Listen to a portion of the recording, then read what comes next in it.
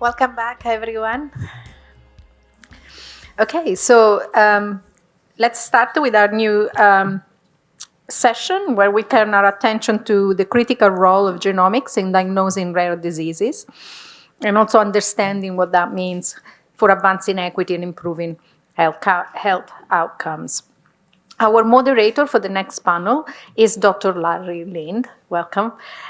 He's a leading health outcome researcher and professor at UBC. His work bridges epidemiology, health economics, and drug evaluation with a strong focus on rare diseases.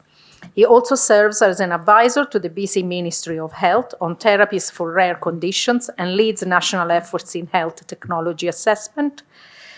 Dr. Lind will guide us through the latest innovation in clinical implementation and genetic counseling and spotlight key initiatives transforming rare disease diagnosis and care across Canada.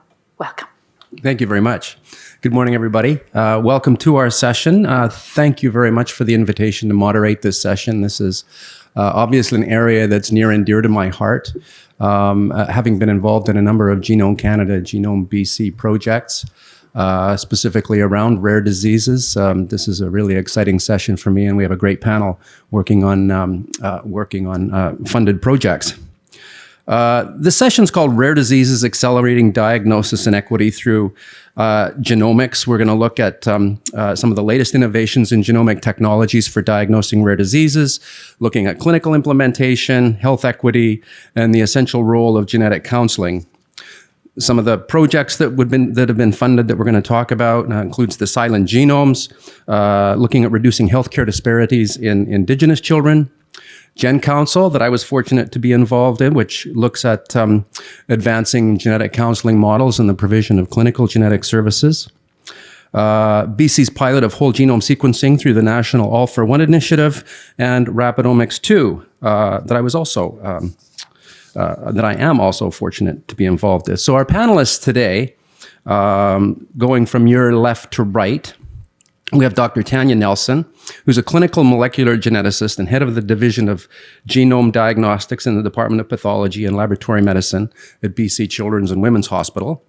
Dr. Alison Elliott is an associate professor in the Department of Medical Genetics at UBC, an investigator at BC Children's and Women's Hospital Research Institute, and Dr. Wyeth Wasserman, who's a professor in the Department of Medical Genetics at UBC and is also based at BC Children's Hospital. Before we hear a brief presentation from each of our panelists, I do want to start by quickly highlighting the history of Genome BC and the environment of rare diseases. And we can see from the slide, they've funded 19 projects since 2011. Hopefully you can read some of that. But really, if you think about the projects that have been funded over the last 14 years and look at the trajectory through and where we've moved within British Columbia and Canada from a research perspective and a clinical perspective, I think the impact that Genome Canada in their partnerships, or Genome BC in their partnerships, has had a significant influence. 8 of these being co-funded by Genome BC and Genome Canada. Another 8 being Genome BC specific programs, and 3 are partnered programs with CHR and PHSA. So today we're just going to talk about a few of these and some of the impacts that some of the research has had. So with that, I'll call on Dr. Nelson to start the presentations. Thanks, Larry. And thank you to all of you for being here today. It's nice to see people in person. It's been a while since I've presented in person. I also want to thank Genome BC for the opportunity and really to be able to celebrate all of the work that they've done to support rare diseases in BC. Larry talked about all the projects, and many of those projects have subsequently been implemented into the clinical system. And today I want to talk about one that was from the start about implementing diagnostic genome-wide sequencing for rare diseases in BC. Just brief conflicts of interest, but I think the more important part in terms of managing potential bias is that these views represent my own and not that of the PHSA or of UBC or anyone associated with them. So I want to start a bit about talking about the National All for One initiative, and this was funded by Genome Canada and Genome BC specifically back in 2020, to really look at implementing genome-wide sequencing into the different provinces, because what they recognized was that we've done a lot of work with different research opportunities, but we hadn't managed to implement this testing into the clinical system. And so what you can see is the different projects that were funded across Canada. And then this provided the opportunity to build on what we already naturally have occurring between the different public labs. And that was to work together to develop a health data ecosystem for Canada and a policy toolkit for Canada, so that we share information. We're not reinventing the wheel. If one group is working on something, they're sharing it with other groups, each of us within our own healthcare systems that are all a little bit different and have to be navigated a little bit differently.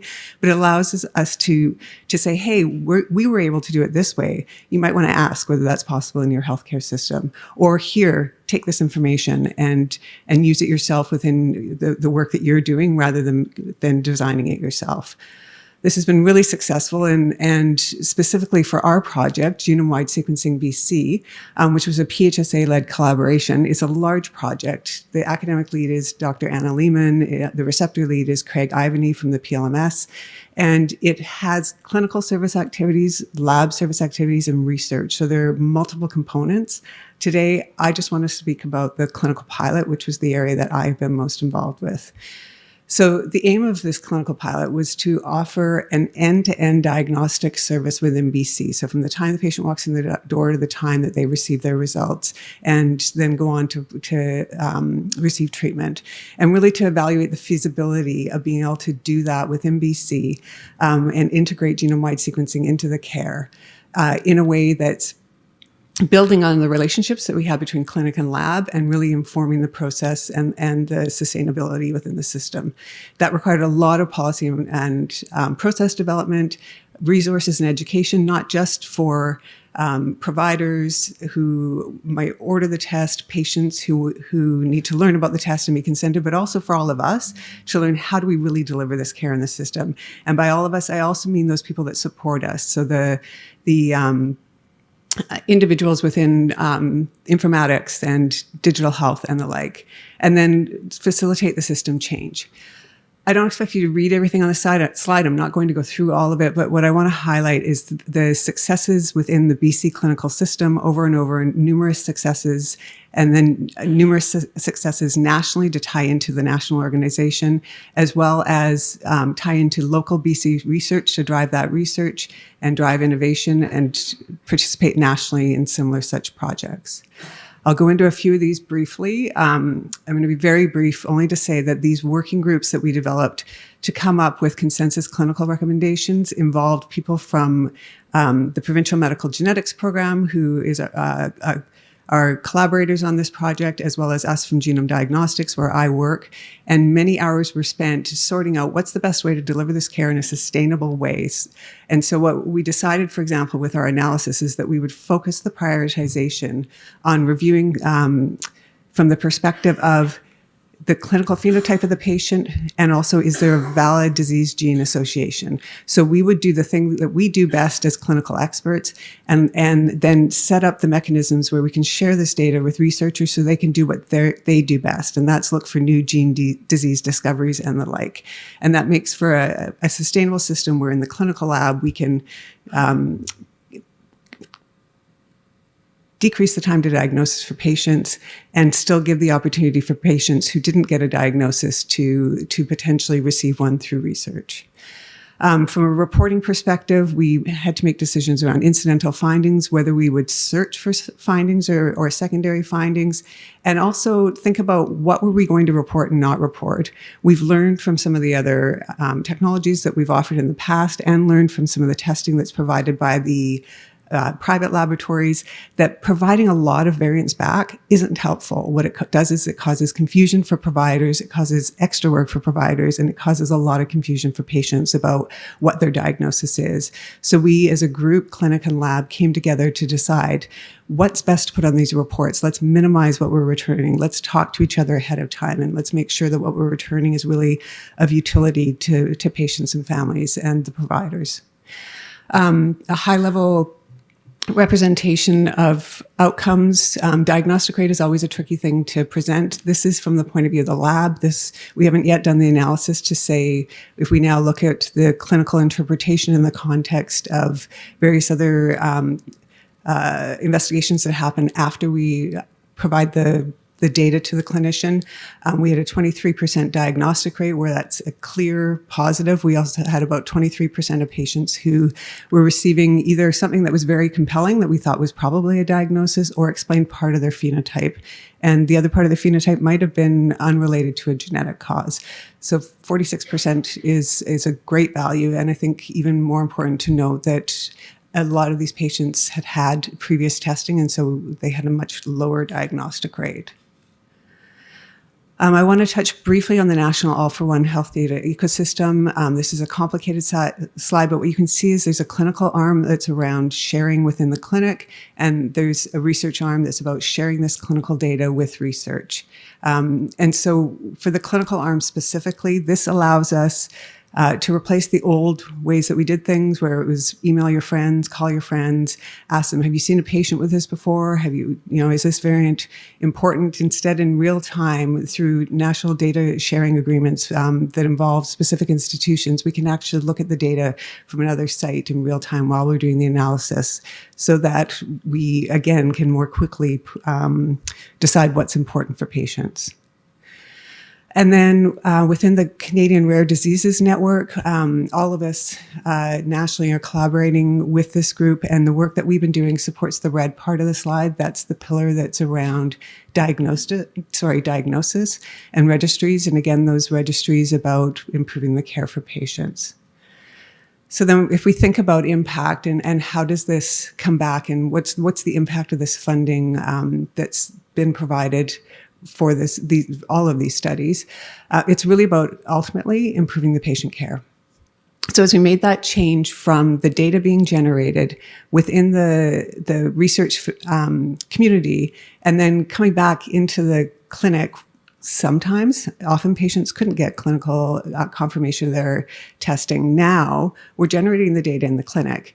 And all of that data that we have can then be shared back with the research community with appropriate consents as applicable. And the data that we're generating serves to do two things. We can actually, as providers, both in the clinic and lab, look at new ways of doing things, look at better ways to use our health human resource, look at better ways to provide the care to the patients. And then the researchers can look for new disease gene discoveries. They can look for things unrelated to the reasons why these patients were tested, because we have a lot of parents that are tested. They can be used to study other aspects of genetics and care. And then we can also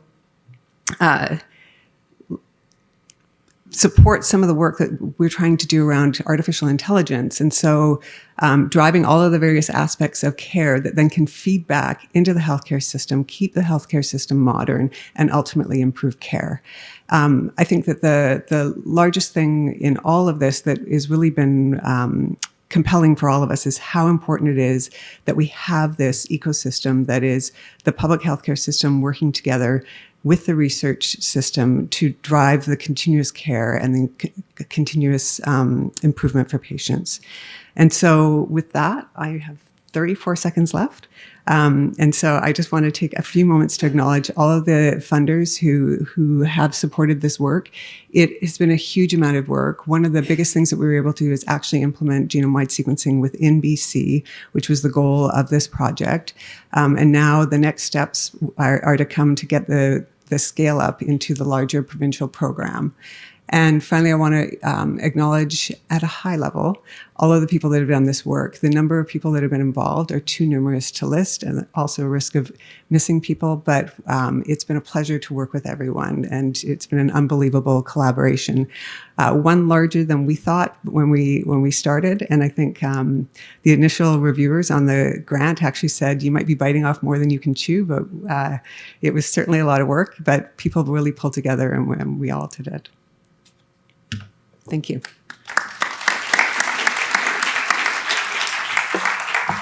Thank you, Tanya. Over to you, Alice. My name is Allison Elliott. I'm a genetic counselor and a PhD geneticist, and it's a privilege to be here. I also want to thank Genome BC. I've been so fortunate to be involved in many different Genome BC funded opportunities. And I also want to thank Genome BC on behalf of the many families. They have helped because of the funding. So I'm going to be talking about the GenCOUNSEL project, or optimizing genetic counseling with genomic sequencing.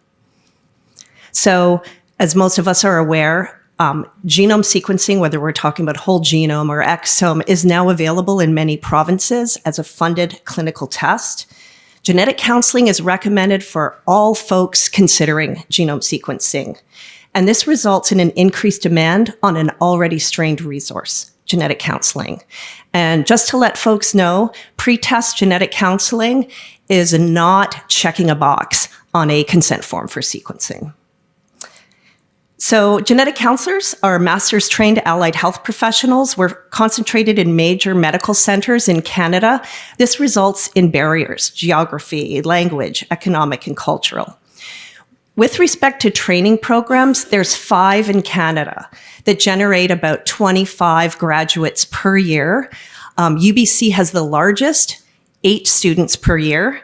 And we do not have legal recognition amongst each province, which prevents us to practice independently. We've got a bottleneck, especially if you think about the era of precision medicine and sequencing, and folks should have genetic counseling. So in comes GenCOUNSEL, which was an LSARP funded a few years ago. And there are 4 main activities. Families are at the center, and we continue to learn the most from the families we see. At the top, we have profession. Larry led this particular activity. We're looking at need and workforce.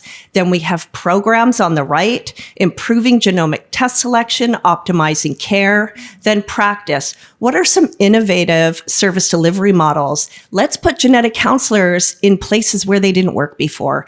And finally, policy, with the whole point is to improve access.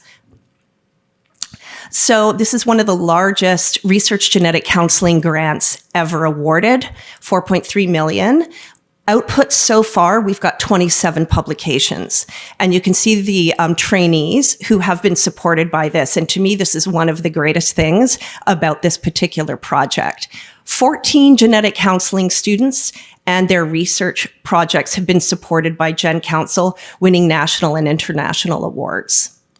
Here's our leadership team. Larry led at the activity 1 around workforce, health economics. Jana and Austin, also a genetic counselor. Bartha Knoppers is ethics, legal, policy, and Olivia was our program manager. And we've got sub-teams within each of these activities, as you can see here. And finally, a large genetic counseling research team. So many of our projects, and obviously with 27 papers, I can only present a slice, take what we would call an explanatory sequential mixed methods design. And this is bigger in the genetic counseling research. So first we may start off with a demographic survey, some validated tools. We have some listed here, and follow up with some interviews. Here is one example. If we think about the fact that we've got a strain on our genetic counseling workforce, what can we do? So this is a paper on DECIDE, which is a decision aid. It's at the front end of sequencing. And what we did with DECIDE was implemented in clinic where there were not counselors. And you can see we adapted it for mobile use. We translated into 3 languages. And just a snapshot, when we want to try and create efficiencies in the system, 61% of families use DECIDE on its own, so no genetic counselor interface. So this is at the front end of testing. And if you just look at the time spent, this was a big time saver with respect to genetic counselor time. Also, we've done a lot in the NICU, so I'm going to much younger patients now, and this is a result of a follow-up from the original Rapidomics study funded by Genome BC, and we went back to get a sense of the family's experience. And something we can look at is decisional regret. So all of these families decided to have sequencing. Some of the babies died. Some didn't get a diagnosis. Decisional regret was low. All families felt a positive regard towards sequencing, and all folks experienced relief, and sometimes not necessarily appropriately. But the parents told us we need to make it clear to them on the front end the limitations of sequencing, the severity of their child's condition, and also we might identify something that's life-limiting with respect to a diagnosis. Another project ongoing in the NICU, this was just published a couple weeks ago. This is any kind of testing and looking at satisfaction and empowerment with families undergoing genetic testing in the NICU. This is also mixed methods. And very interesting, we have found that there's greater empowerment in folks with a lower income. And also the time spent in the NICU can influence parents' degree of empowerment. Follow-up interviews showed communication is an issue and we need to do better. And you can appreciate in the top quote, sometimes parents are getting different messaging from different departments. So this is really helping us to know how to coordinate care and work together. Another important NICU project was non-genetic healthcare providers, so folks working in the NICU and their experience with rapid sequencing in the NICU. And so we asked some questions, and the bottom line shown in red here is that most healthcare providers in the NICU self-reported poor genomic literacy. And here's an example too about their experience. This process of applying for funding, this is from a nurse, feels that this really just delays what we need to find out. So finally, these folks told us that they need more resources, they need more written educational material, clear guidelines, and so we were able to leverage these findings for additional funding, so we're working on that, and that is with Genome BC and Michael Smith. Another thing we did in GenCOUNSEL was integrated genetic counselor in a primary care model, a medical home in Victoria. This was interesting because folks, a lot of them didn't know what a genetic counselor was. So we did interviews with the medical team at the beginning of integration and then 6 months down the road once the counselor was working. And so a stepwise model of integration was generated. And this is particularly helpful because there are many different clinical scenarios where genetic counselors should be practicing to help healthcare providers who are ordering genetic testing and particularly sequencing, or who just would benefit from having a genetic counselor present. And so this particular model is extremely helpful and has been applied to other clinical settings. Another thing I just want to touch on is the importance of genetic counselor involvement in genomic testing triage. And as part of the leadership for the UBC Genetic Counseling Program, I can tell you a lot of our grads end up in this space in terms of testing, going through testing referrals and identifying the most appropriate test. They also do a lot of variant interpretation. So what we did was we went back to the 972 referrals to the Causes Clinic and did a deep dive with respect to outcomes. This genomic consultation service, it wasn't a replacement for a genetics consult, but we provided some genomic advice to the referring physicians who wanted sequencing for their patients. Basically, 40% of physicians who were recommended to pursue targeted testing, let's say a panel, or sequencing through the province applied for funding, 71% were approved, and the diagnostic rate was 50%. This was a genetic counseling-led service. So just to let folks know, genetic counselors are well positioned to triage test referrals. We recently published this scoping review on this topic in Genetics in Medicine. And the bottom line is, when we don't have appropriate people doing these referrals, you can get misorders. increased financial burdens, appropriate testing is delayed or not even done, diagnoses, treatment can be delayed, and it can result in increased parental anxiety. We included 51 studies, and as mentioned, genetic counselors are now widely implemented in this space, and they can also help to educate non-genetic healthcare providers who are ordering testing. And as part of GenCOUNSEL, we have an ongoing collaboration with Miguel and Saint-Justine Hospital. My last couple slides are on workforce, and so this is really important. I talked right at the beginning when I showed that bottleneck. Workforce is a really important issue currently. So one thing that we did in the GenCOUNSEL study is try to get a sense of, let's say in 10 years' time, we know technology drives test utilization and resources. So what are we looking at down the road in terms of what we need in terms of genetic counseling workforce? So the need is the need for genetic services. The supply is the capacity of the workforce. So we think about the workforce available, and then the workforce required to push through the need.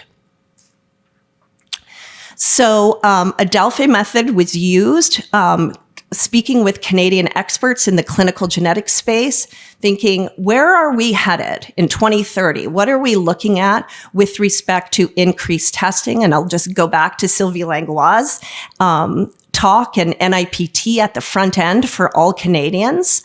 So the bottom line is 2030, we're looking at 524 more genetic counselors who will be needed to meet this hypothetical need. So how are we going to do that? We need to think about innovative mechanisms of workforce or of service delivery models. If we think back to that DECIDE, the online decision aid.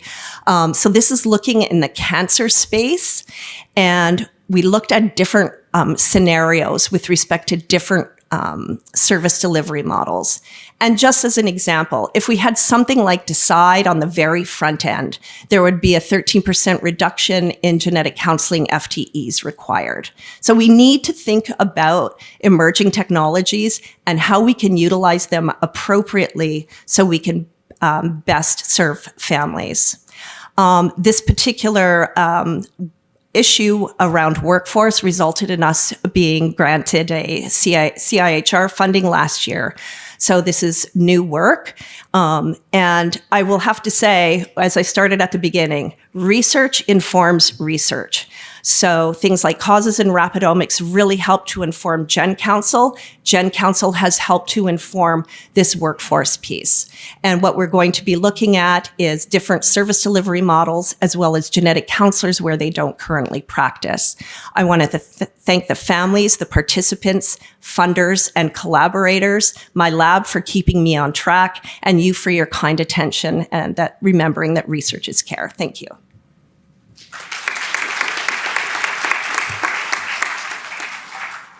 Thanks, Allison. And last but not least, Dr. Wasserman.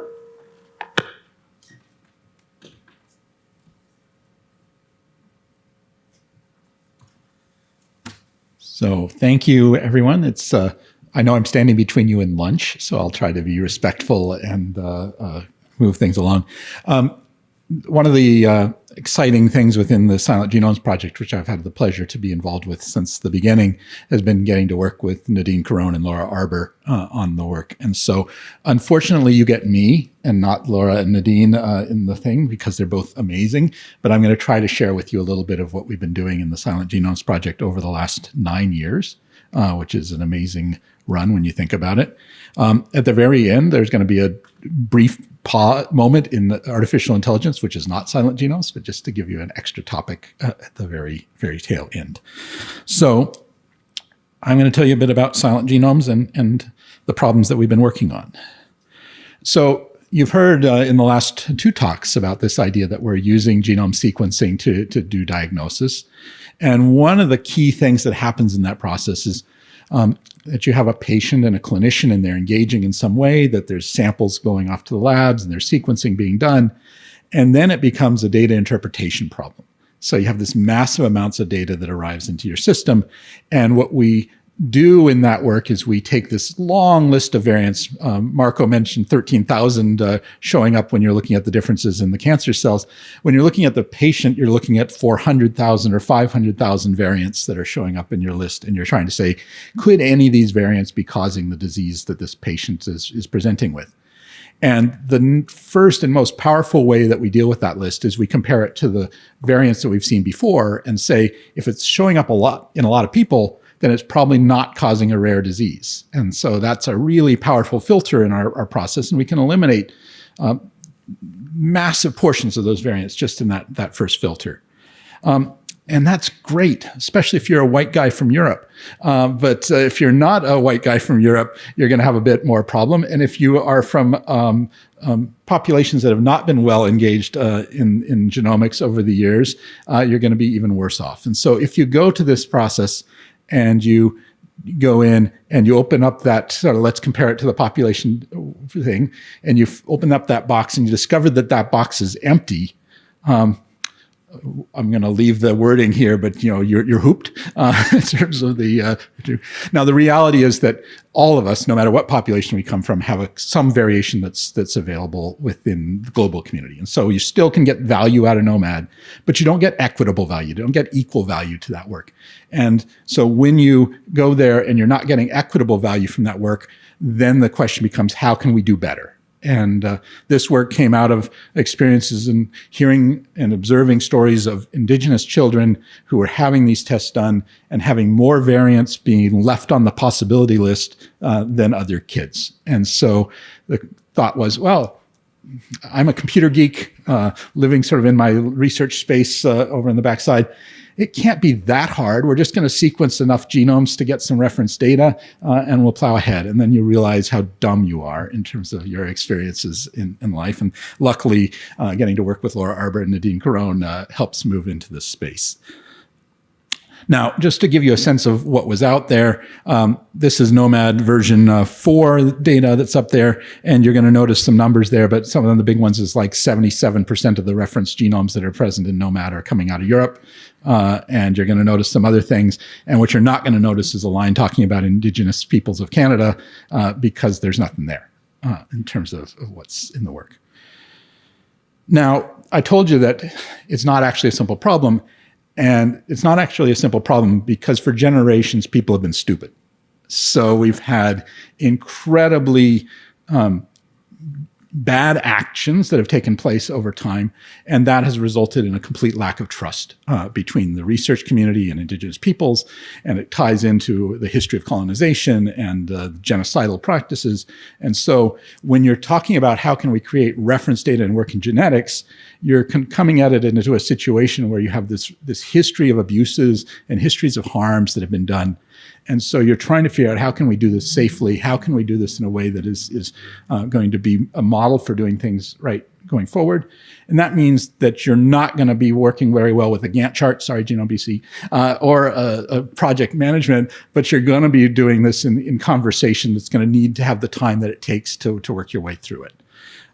So a lot of effort to try to understand where this history has been. And luckily, as is so often the case, benefiting from generations of work that have been going on in parallel. And so when we think about sort of the challenges that have been here, Silent Genomes doesn't come out of nowhere. It comes out of work by many great people over more than 20 years, almost 30 years shown on this chart, but others as well, to provide guidance about how we can do things in a safe and informed way. And there's some real highlights here that I'm just going to mention briefly.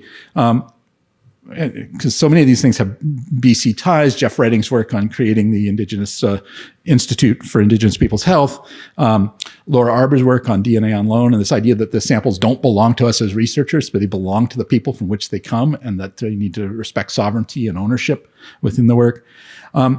And the United Nations Declarations on Rights of Indigenous Peoples are particularly important because it recognizes sovereignty over data and information of Indigenous peoples belongs with the Indigenous peoples, not with researchers, not with health systems. And so that how you navigate that and how you create a solution is really, really important. And I'll highlight one other here, which was mentioned briefly before, which is the concept of care principles. Now, many of us hear about the OCAP principles, very much critical in terms of thinking about it. And then the care principles sort of connect with and intersect with the OCAP principles, where care has become more of an international set of principles, where OCAP is very much a First Nations derived set of principles. And they share a lot of commonality. And we've learned a lot over the years in working with Indigenous populations in other places in the world that have been doing good work, particularly from the Maori in Aotearoa, where there's been interesting progress and have had great connections with them to inform and shape our work. So my timer is clicking down, so I'm going to tell you that all of this preparation is that we started talking in 2016 with Genome BC's incredible help. We were able to obtain funding in 2018. I think Catalina Lopez Correa is still here over here. Catalina, thank you, because you were awesome through that process. But it led to this idea that there's not a linear line here. This is something that is a continuous circle of effort to try to learn and do better. And at the center of everything is governance. It's this idea of sovereignty and how you're going to hold the data.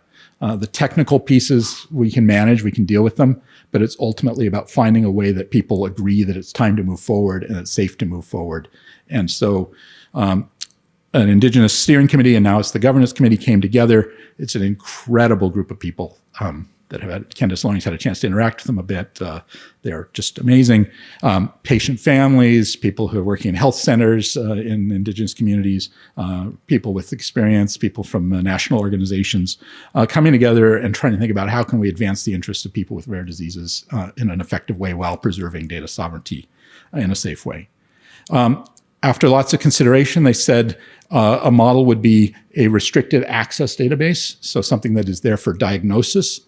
So it's not open access, it's not sitting there for anything. It's to be created for the purpose of helping rare disease diagnosis.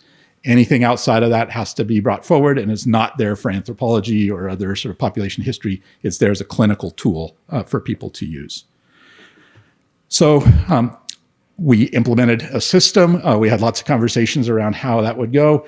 That system, as you'll see a link up there, ibvl.bcchr.ca, is now available for clinical diagnostic use. We now have about 65 clinicians across Canada who are connected. We have every major clinical center engaged with somebody from the centers interacting with the system.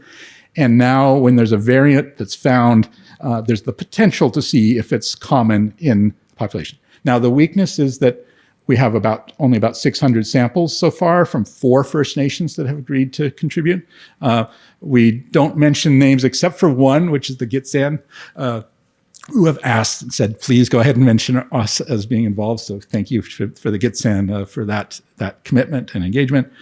But it's infinitely better than nothing, but there's a lot of work to do to broaden it and take it forward. And it's only First Nations right now, so we do not have Inuit populations within that, so more work to be done on those fronts. Just to see what we found a little bit, this is just a little bit of chromosome 22, and what you see here is that of the variants that we see, 10% of the small nucleotide variants are just not there at all in the nomad, so they're just completely different.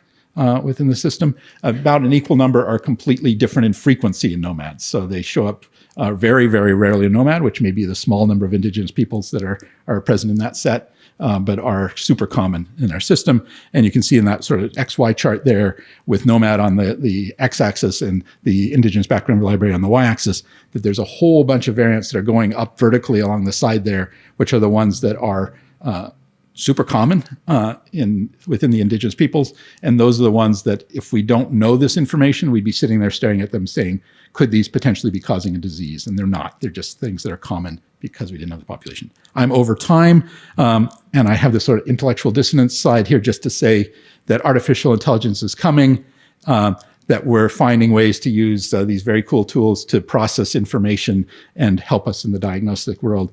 And the one extra piece on the techno-geek side here is that if you haven't heard about retrieval augmented generation, you will soon, because it is how we're bringing local information into these artificial intelligence systems so that we can bring together the stuff we know that these big models don't know and build that into our process. And so that's coming. So thank you. Sorry to go long, keeping you from your lunch, and I'll hand it back to Larry.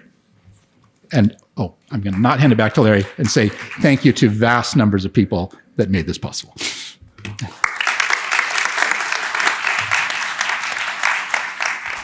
Thanks, Wyeth, and thanks for 3 great talks and a really, high-level overview of 4 of the projects funded by Genome BC and Genome Canada and their partners and the impacts that they've had.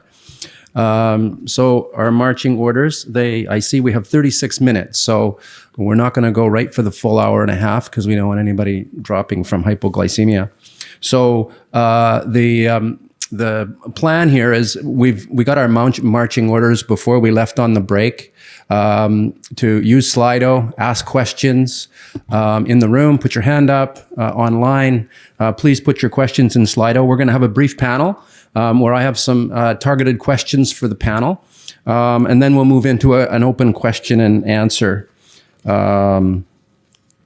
Before we start, again, as Jan did in the previous session, we're going to have a Slido question. I'm going to ask you to answer, and then we'll come back to that in the end. So if we could have the question, please. What are the most significant current barriers to equitable access to genomic testing for rare diseases in Canada? So if I could ask everybody to go into Slido and answer that. We'll come back to that before we start the question and answer. So I'd like to start with some questions. We've talked, you certainly touched on it, Wyeth, and I think all 3 of you touched on it in the provision of services and the difficulties in provision of services. So Jane and I actually have a student whose PhD project is looking at unmet need for access to clinical genetic services, genetic counseling. So what can we do to ensure equitable access to genomic services in British Columbia? And how do you think initiatives like the Silent Genome can help reduce some of the health disparities and ensure the Indigenous communities benefit equally? So thinking broadly, who would like to take that one first?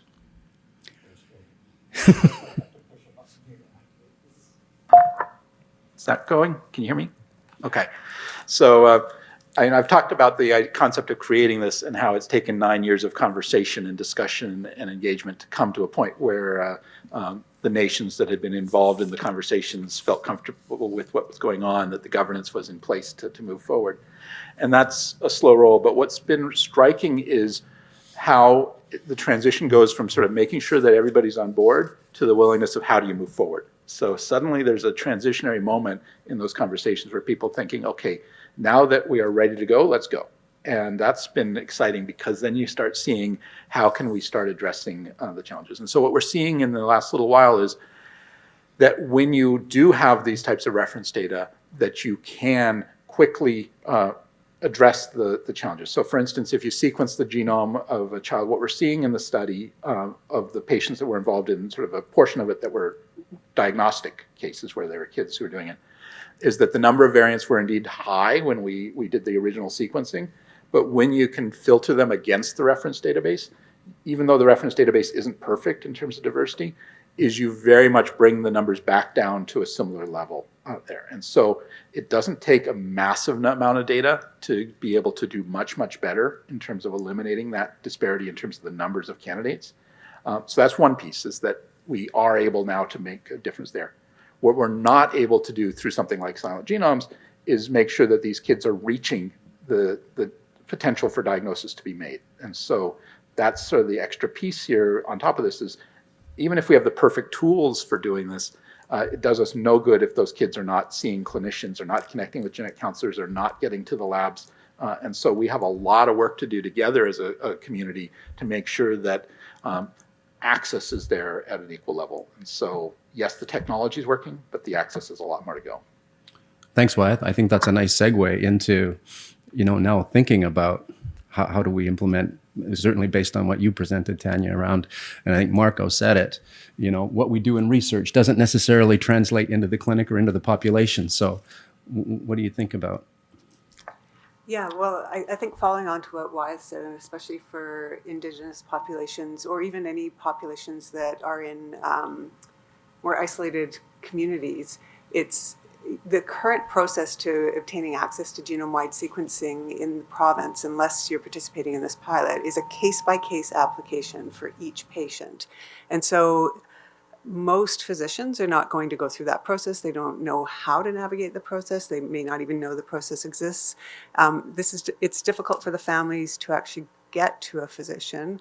And then when they do get there, the length of that process makes it challenging. They may or may not know whether they're going to get funded. They have to come back and access the testing facilities, which may or may not exist in their region. And so we are doing work. We have a small project that's funded by our Rick's Family Foundation that is looking at things like how do we use saliva as a sample source for these patients. That is available for a number of the private labs right now, but within BC, whenever we're bringing something new into the system, we have to be appropriately accredited, appropriately validated, appropriately verified. And then we actually have to have a way for the system to distribute those kits, ensure they're collected properly, ensure it's the right information on the right patient, and then ensure we have the trust with the community as well. And so we are doing work towards that, but like everything in the clinical system, it takes time. So equity continues to be an issue. Maybe I'll follow up with a related kind of follow-on question that I think speaks to what you presented, Allison, and it has to do with access and how I think you presented nicely, and I know the human resource model only too well, about having to look at different models in different ways given the expansion of testing and genetic counseling and clinical genetic services. But the human resource, we have constraints that we have to be able to do that and thinking about different models. So given this rapid expansion and the human resource requirements, how can non-genetics healthcare providers be better supported in the delivery of precision medicine, given also what you presented about, they feel uninformed and not capable of doing that? Thank you for the question, Larry. So I think we have an obligation to patients and families to provide them with genetic counseling. And I will also say that, and not just in the space of genetic testing. As an example, a Genome BC societal grant, we showed in the NICU families who are thinking about genome-wide sequencing, rapid sequencing for their critically ill infant, show increases in decisional conflict and increases in anxiety. So that is one mechanism to have things in place to flag folks who need additional supports. I think having genetic counselors integrated in primary care. You talked about want and need earlier. Some people don't even know what their needs are until they have a conversation. And as mentioned, we do a lot more than just support folks going through testing. And so those conversations are very important. Family history is very important. It's one of the basic things that we do in genetic counseling to identify other potential concerns. But I think having genetic counselors in subspecialty clinics, and some of the clinics at Children's have done this, is actually critical, because genetic counselors don't just support families, they also support the healthcare providers. And as we showed in the NICU, that they've been very forthcoming with us about their lack of comfort and lack of knowledge around rapid sequencing. And so we need to clearly decide made a big difference, the online decision aid, but we need to have flags in place to identify families who need to connect with counselors. And I'll stop there. Okay, thanks, Allison. Certainly, you didn't go into everything on that slide, but also exploring other models of delivery of supportive services, right? Given you said we only graduate 28, 26 genetic counselors, and they don't all go into clinical care. I want to, this is kind of twofold. You just started to touch on AI, Wyeth, and I'm going to give you an opportunity to go a little farther down that road, partly because I was at a Canadian Rare Diseases Network meeting on Monday in Calgary, and there was a presentation, where are we? There was a presentation by Alexander White Brown, who's a genetic counselor at CHEO in Ottawa. and he talked about their Think Rare AI system that some of you may know about, but I didn't know anything about. And this presentation just blew me away, where they're using AI and electronic medical records and going in and basically scraping the records to try and identify children who may have previously undiagnosed rare disease based on the electronic medical record. And they were diagnosed over 50 children and had a 75% positive predicted value rate in this data set. So they were able to identify over 50 kids who were as yet undiagnosed, just based on their electronic medical record. One of them was 17 and had been on a 17-year diagnostic odyssey, had over 200 encounters with the healthcare system. Fascinating.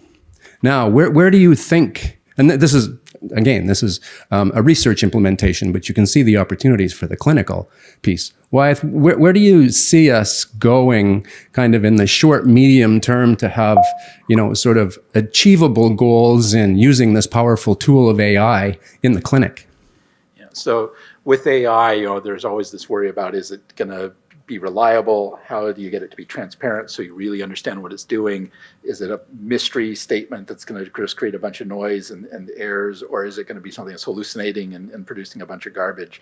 And so in these early days, a lot of what people are finding to be useful is to use it to mark up things so that it's not creating its own sort of thing. It's just saying, looking in the medical record, can we highlight sentences and text that ties into a phenotype, that ties into a characteristic?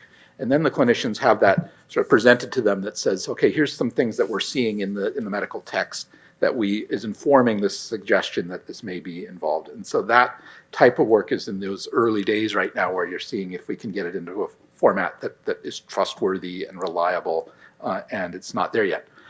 The two extra pieces I think that are important right now are, I mentioned RAGs. This is this idea that you really need a large amount of data and information around each condition. And with rare diseases, that's super hard to come by. And it means that globally, we're going to have to work together, that we're going to have the medical records for rare disease patients are going to need to be sort of brought together at some level to be able to confront the rarest of conditions. And that's going to take interesting efforts to say, can we pool that data and can we bring it in so that the AI tools can work its way through that and use those sort of localized systems like RAGs to be able to pull it out. So that's one piece to this, is being able to share that information much more broadly than we've been doing. And the second piece that I think is really important right now is around the role of patients and families and caregivers, because we need to capture much more descriptive characteristics of their experiences in these systems. And clinicians might write a brief note, they might have a letter or something that they transcribe, but patients and families might be able to give us hours of descriptions, of verbal descriptions of what's going on in their experiences. And so there's the potential to gain vast amounts of observations, if we will, if we empower the patients and families to share their experiences in ways that can be captured and used by the AI systems. And so it's that sort of thing, is how can we find ways for the system to trust the patients and families to give that information and use that effectively. And I think over the next 3 or 4 or 5 years, we're going to see that come up more and more, because we're not going to get all the text we need from busy clinicians. We're going to get the text we need from the patients and families. Great. Thanks, Wyeth. Now, my next question kind of relates back to the general question. Well, it relates right back to the general question we had, is really around what are the key challenges in implementing advancements in clinical genomic testing, such as genome-wide sequencing in BC's healthcare system at the clinical level. So maybe before I ask for an answer, maybe we can put up the response to the Slido question just to see what the audience thinks are some of the key challenges, and then we'll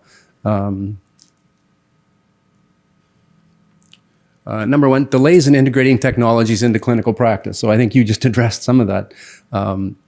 Wyeth was number one. Limited access to trained genetic counselors, insufficient genomic data in Indigenous populations, and lack of public awareness, in that order. Do you want to start with that one, Tanya? Sure, yeah. Thanks, Larry. Sorry, I'll avoid sitting too close. It's such an interesting field to work in. We have so many enthusiastic people who have lots of great ideas. They're smart. We really want to improve care for patients. And so it's, it makes this incredible healthcare system to work in. But then we get to the point where we have to address funding. And funding is always a sticking point. So one of the issues in BC is, at least within the testing world, is that there isn't a defined way in which you access funding for genetic testing. And so we've seen this over and over and over. Excellent work is done. Jan Friedman led work when I was early in my fellowship around chromosome microarray, and it took us years to get the funding to actually offer that as a test in the system. And part of that is because we work against ourselves. So as soon as the information is, we get the utility information, we say, yes, in the research world, we've shown the utility of this test for this patient. There's already something new. It's such a rapidly evolving area of work that there's already something new that's the next latest great thing. And so we're advocating around that. We're saying, this is coming too. This is going to be really exciting. And what happens is that the funders pause and they say, well, should we wait for that? And it creates kind of this inertia within the system.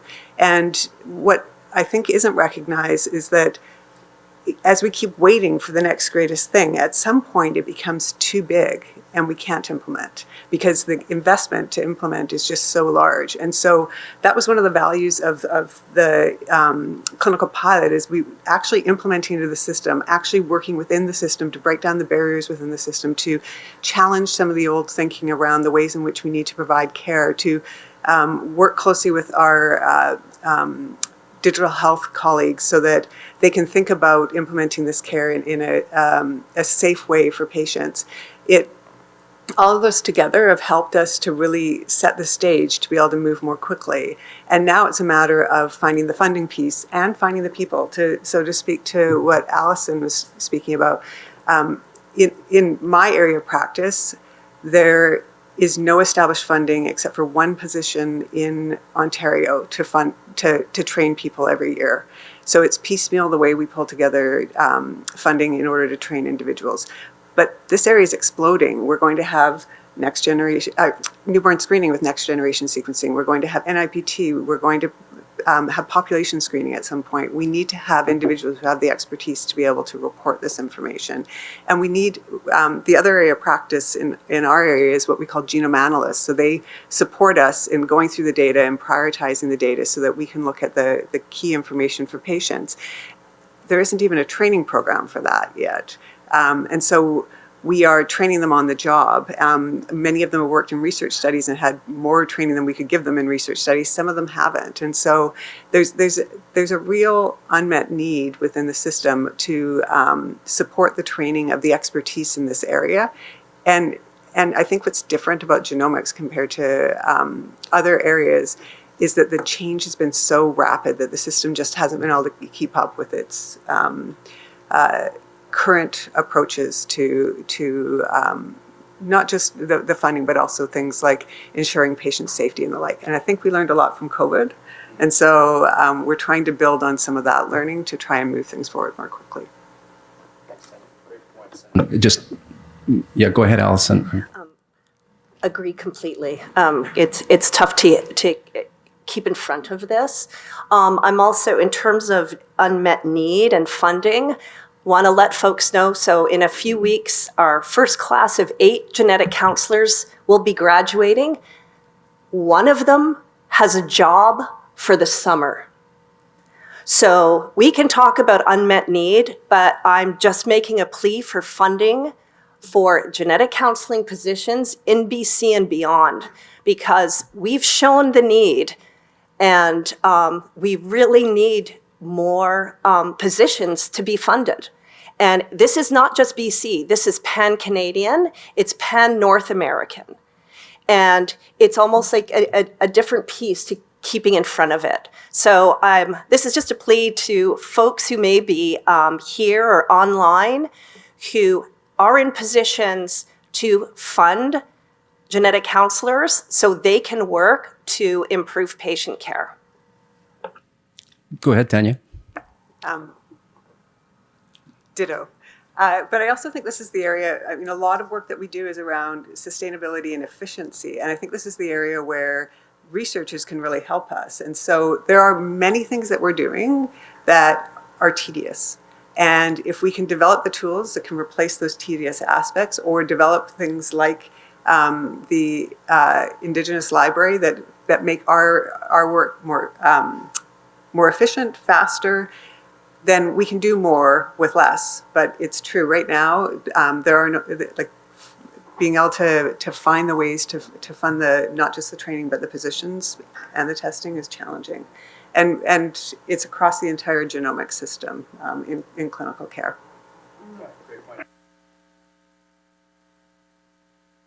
And presented our results of our model around genetic counselors, but we also looked at clinical geneticists, and we also looked at, or talked about looking at bioinformaticians, and all of the pieces of that puzzle have to go together. There just isn't the data to support the modeling of the bioinformaticians and the others. And maybe just to Allison's point, I'll take the prerogative as moderator, and I have control of the microphone. I'll put a plug in for our workforce model. Is going to go live very quickly on the web, so you'll have access to a workforce model that shows, based on how your system works in providing clinical care, will help you estimate how many genetic counselors and how many clinical geneticists you need based on your patient load. So hopefully that can inform some of those human resource decisions and support for finding some of those positions. So maybe we'll move to Slido and questions. We'll start at Slido first. Top on the list is Wyeth. Are there other projects around the world creating Indigenous background variant libraries? And if so, how is the Silent Genome Project working with them? So that's a great question. And there's a number of projects around the world, and we've tried to learn from them and try to share with them. So I had the pleasure of being on sabbatical in Aotearoa in New Zealand and working with the Maori project, which is called the Hakakano Variome Project. And they've been incredibly gracious with us to share how they were approaching things and some of the work they're doing. And luckily, we've been able to share with them some of the software for the interfaces that we've created. And so it's a nice Canadian connection there that we're sort of be able to interact and share some of the digital infrastructure to it. But it doesn't stop at Aotearoa. We see incredible work happening in Australia. We see work happening in Hawaii. And we see emerging work in the United States in a variety of ways, some of it very challenging in terms of how it's being undertaken. But again, it's a matter of figuring out how can you share your experiences and how can you learn from each other. And maybe the extra piece here to lay in related to the last few moments of the conversation is that what you see in places like Aotearoa, which I would say are 20 to 30 years ahead of us in terms of their process, is that you see this incredible cohort of young Maori scientists, statisticians, genomicists who are emerging into the system. And it's transforming the way it's going because it's building connections to community. And so creating that opportunity to train and develop people with diverse perspectives in this work is incredibly important. And I've been deeply, deeply gratified over the last little while to see the cohort of amazing young people sort of emerging at sort of the third and fourth year undergraduate level. And it is going to their work is going to completely transform and change our work over the next generation. And so super excited to see, as we've learned from the work happening other places in the world, that in Canada we're going to see the same thing happen. We need to open the doors, or we need to blow the doors off the walls and let people come in and enjoy working in this field and push things forward. So hopefully this is the front edge of the curve. Yeah. Maybe we'll go to the room. Any questions in the room for the panel? Seeing none? Oh, yeah. Wait, here. From the outset of genomic sequencing rare disease children, the definitive answers have hovered between 23 and 28%, whatever. And I'm starting to wonder that some of these patients, what is the difference in the life journey and the treatment as patients, and in fact as young Canadians, from those that have received a definitive diagnosis of the genetic basis from those that haven't? So if they're on the other side, the 50% for which there's absolutely no genetic evidence for the basis of rare disease, what's the difference in life? These are young Canadians. Some of them don't last long, others can live quite a long time. How does the sort of healthcare system benefit from the understanding of what is the exact genetic underpinning of the disease. Should I take that one, Allison?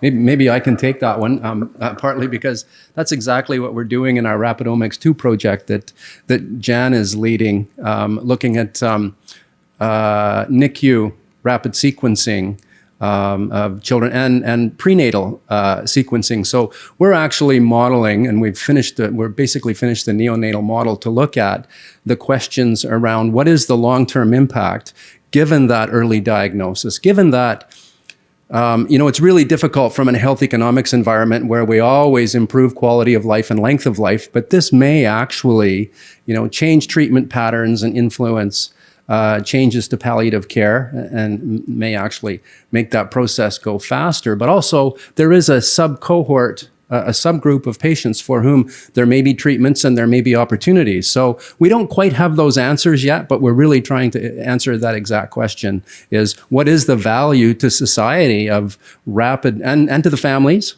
and to these babies of rapid exome and genome sequencing?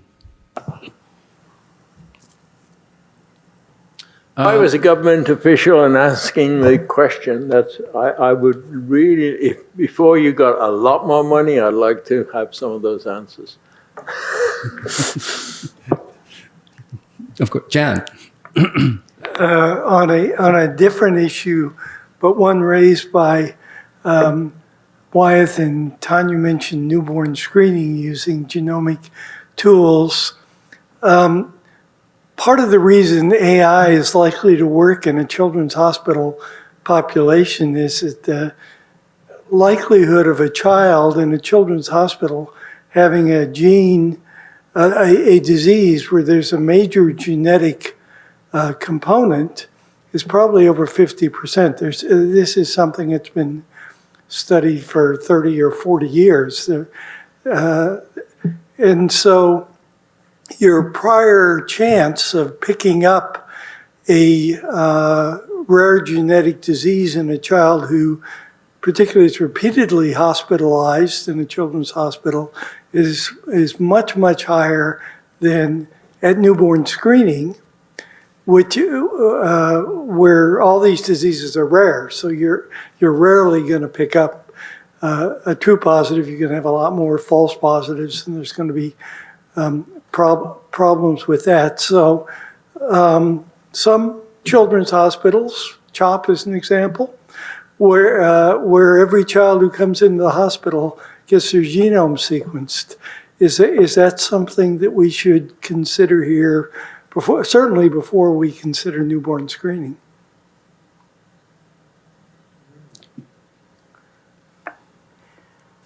It's an interesting question, Jan. So, in fact, when you speak to the individuals who are in newborn screening, the thought is that this is a future and it's a very different approach and model. And certainly, there are a lot of systems that say everyone that comes in the door should have a genome. And on the surface, I love that idea. But I think that this, again, it goes back to the question of return on investment. And it's, we have marketed for years that you'll do a genome once and then we'll keep going back to it. But what we've demonstrated is that there's always a new technology. There's always something more we can find. There's always something, there is always going to be something more that we understand about the genome and more testing that we should do. And so I don't know if it's really, truly practical to say, well, everyone that comes in the door should have a genome, because not everyone that comes to the door really needs a genome.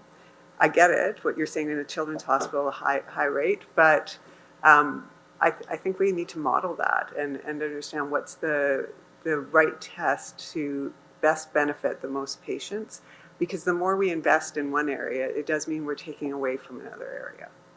Yeah, I think the question of whether we do a genome once and go to the trouble of storing it and the risk and the ethical concerns about that, or we do the latest, greatest technology when a child comes in or a patient comes in and needs it.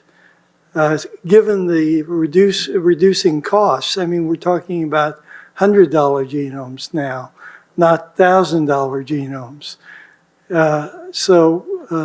I think we need to think about this calculus.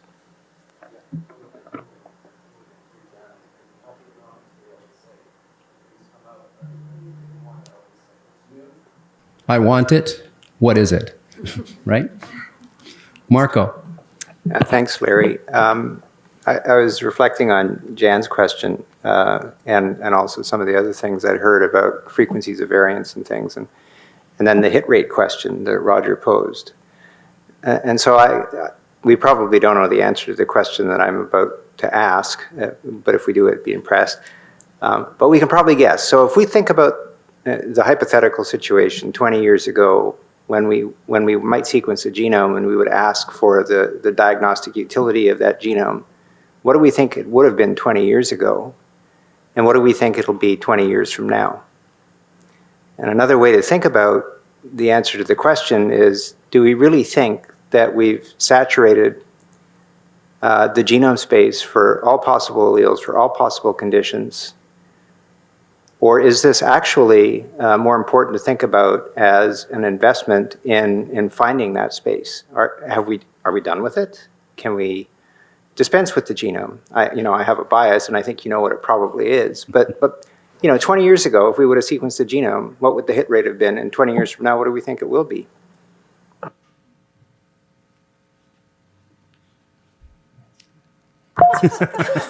Okay, I'll try to answer that part and then hand over to Allison to tackle it. I can't answer that, Marco, but what I can say is, from personal experience, so this is not me as a researcher, but me as a human being, I've now had 3 opportunities in my life where family members had a genetic issue of some form. And so that's led to genetic analysis being performed 3 times for some family members. And the knowledge that was there 20 years ago when that was first done and the knowledge that's there now is completely different. And the knowledge that's going to be there in 20 years' time is going to be completely different again. And so I do see that just from one perspective of one case anecdote, that we can see that there is value and impact coming, that there's been good things that have happened, and that there's going to be more. But I can also see that, how can you support people who need that support in the system? And so it's a lot easier for taking a professor of genetics and having that sort of perspective as opposed to sort of a broader population. And so I do think that the technology is such that, yes, we're going to make progress. Yes, there's going to be big advances, but we have to figure out how the system can be advanced. And will we have advanced the system enough that we can support people that need to be supported? And I think we can, but it's going to take a commitment to innovation in that way that we're seeing from my peers up here, but still a lot of work to be done. Yeah, so if I could just come back to that for a second. So, should we be sequencing everybody? Or something along those lines. In doing that experiment, you're actually contributing to the foundation of the knowledge that exactly what you're speaking about, Wyeth, in your talk. You're trying to find frequencies and trying to make assumptions about the basis of relevance of disease based on the frequency of a variant in a population. And so, if there's 1 million or 3 million or 10 million variants in a population, the only way you'll have of sorting out the frequency of any particular variant is by knowing what the frequency is. So you have to get the data, I think. Maybe just very quickly, Allison, we're on time, and I want to go to Slido for one more question. Okay. Just as a follow-up, I think we can talk variance, and then we can talk interpretation, and we can talk about a multidisciplinary approach. I'm looking at Tanya and Jan, who were part of the causes study, because I think laboratories classify variance, but when you're trying to come up with a clinical diagnosis, you really need to take, and I'm talking about pediatric rare disease right now, a multidisciplinary approach. You need access to a lot of medical information. You need access to the chart. imaging information, not just what might be on the requisition, and having the referring physician as part of the team in terms of when you're discussing your candidate variant list, they know the patient best, and also the power of reanalysis. We showed in causes, we followed them for around 5 years, and we had a diagnostic rate of 52%. And so I just think there's the variant piece, but then there's the holistic piece to where this is, particularly in pediatric rare disease. Thanks, Alison. I'm going to go to Slido for the last question, and I think it rather apropos that we're doing this for the patients and for the families, and maybe some good information to our funders. A question around what role do the patient partners play in rare disease research, and have you noticed changes in this role over the years? Maybe I think maybe each one of us wants a moment on that one, but I'll just say everything that I've been doing in this space has ultimately been connected to patients and families advocating for things, whether it was my early work working with metabolic disorders and hearing from families, whether it was sitting with families brought together by CORD and having them talk about their experiences with hauling folders full of information around so that they could actually avoid having duplicate tests done, to hearing from Indigenous communities and families about not getting to a diagnosis. It starts always from the patients and families' experiences when it's going to be successful, because then you're tackling problems that really matter to people. Alison or Tanya, anything? No, totally agree. Whether it's in the NICU space or the pediatric space or the adolescent patient space, patient partners are critical. Reflecting on a GenCOUNSEL legal recognition situation where we had a patient representative as part of the discussion around the importance of legal recognition of genetic counselors. And basically, the mom, who was a mom from causes, said, there's not that many of you, but there's a lot of us in terms of the power of the voice. And so they're critical. And I think it needs to be at the forefront of the planning phase of research and continuing throughout. Anything else, Tanya? Okay, all right. That leaves us bang on time then. So we are right on time. Well, truncated a little bit because we have been running over, so we don't want to stand between you and lunch anymore. This has been a great conversation, and I would invite everybody to continue the conversation as we move into the lunch in the afternoon. So please join me in thanking our panel for a great presentation and a great discussion this morning.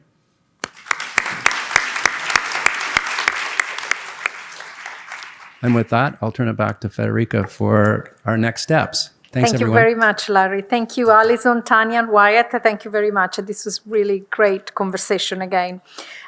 So we break for lunch, but before we do that, just a little glimpse of what's coming next. So making sure people online are returning for our final panel of the day at 1:30. Actually, I'm not sure if it's 1:30 now. Is it? What time would that be?